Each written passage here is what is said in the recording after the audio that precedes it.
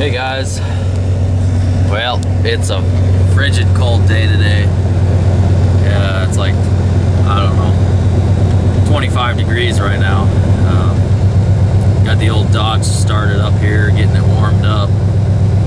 I'm gonna head up to Missouri, kind of like east of Branson up there, to a little junkyard, a little privately owned junkyard, and I'm gonna pull a 5.3 out of a Tahoe and put that in something. And I'm sure you guys can probably already assume what I'm gonna put it in.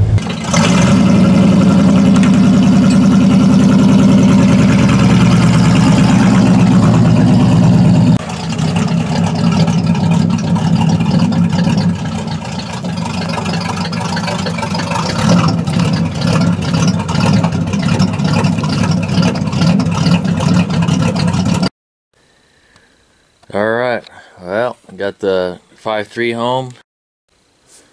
Alright, well, I guess I'll finish up this video. The main reason I'm doing this is because the 400 that's in that 84 is rod knocking, or I'm pretty sure it's rod knocking. It doesn't sound too good at all. When you're accelerating down the road, it starts knocking real bad, but it idles and runs good otherwise.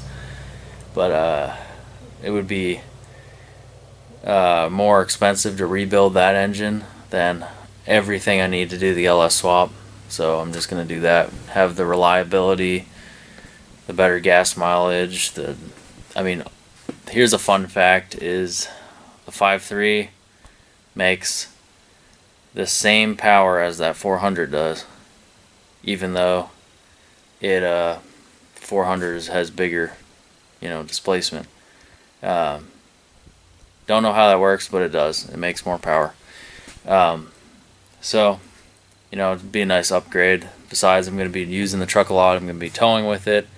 I'm going to be driving it all the way to New York, and it's going to be quite a bit of a drive going up there and all the way back down. So, it'd be nice to have the reliability.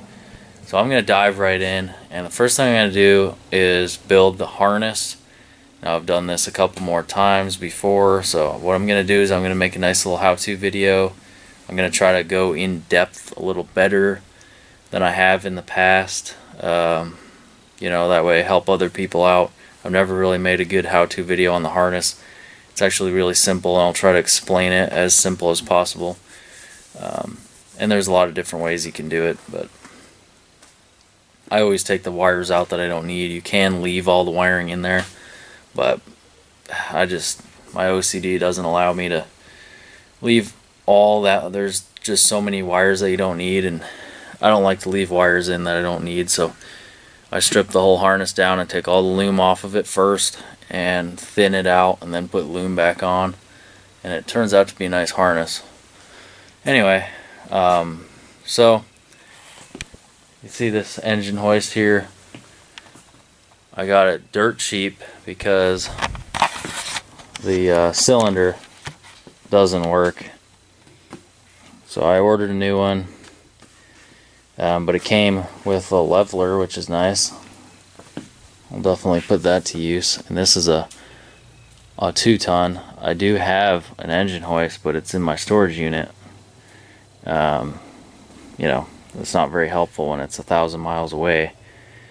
I like this one a lot better. It's a lot more heavy dutier. It's got way longer reach.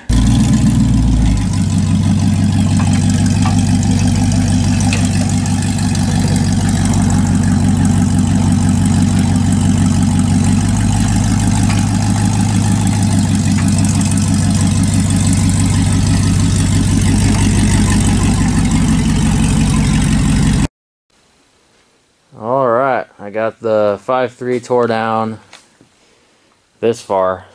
Everything, parts strewn everywhere.